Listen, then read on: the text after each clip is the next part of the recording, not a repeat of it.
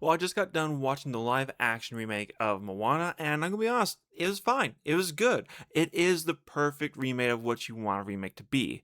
And that's kind of the issue here is that if you've already seen the Moana back in 2016, this Moana, although it goes frame by frame, there's nothing really else to draw you into it. If you're a super fan of Moana, excellent. If you enjoy Disney movies in general, excellent. I don't have an issue with this film. I do have some parts where I want to talk about, but the fundamentals of the film are fine in my opinion. That you can get through it, you enjoy the story, you're laughing, you're enjoying it. The young ones will have a good time with it.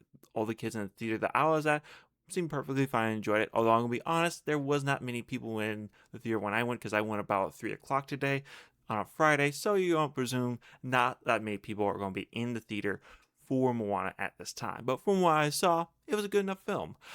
The issues I had with the film is Dwayne the Rock Johnson's body. You can really tell that he's wearing a bodysuit. It just doesn't match the suit with his face. It just doesn't fit right. In fact, I'd probably say Moana's dad, the tribal chief, would have probably made a better Maui. But that's pretty much all I really gotta say there. More so an aesthetic part, I felt like maybe this film did a bit better job connecting the audience with Maui. At least that's my opinion.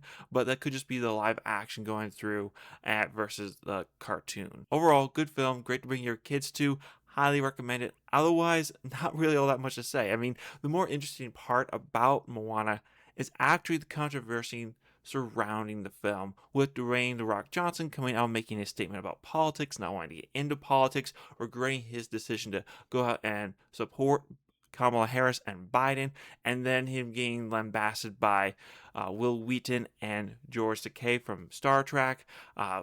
That's been the more interesting part. You also have him coming out and making a comment about his thoughts on making a remake only 10 years later, and this is what we have exactly from the Hollywood Reporter. To be honest with you, I never bought into this idea of you have to wait 20 years. You have to wait 30 years. It's too soon.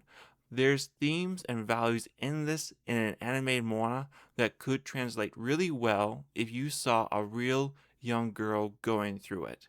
I get what you're trying to say. You're trying to justify the creation of Moana, but as someone who grew up with cartoons, I could identify with cartoons. I could identify with heroes. I could identify with a story.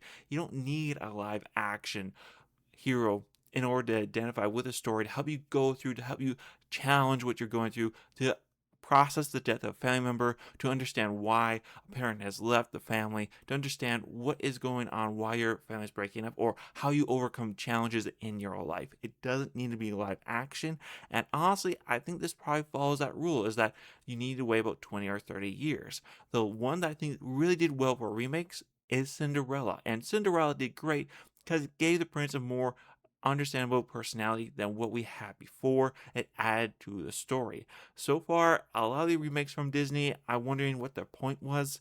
Unfortunately, this is the same thing because then you could end up with a remake like Mulan. Needs to say that was a bad remake. I will not say that's what happened to Moana here. As I said, you'll enjoy it, it'll be a fun time, but did this really need to be made?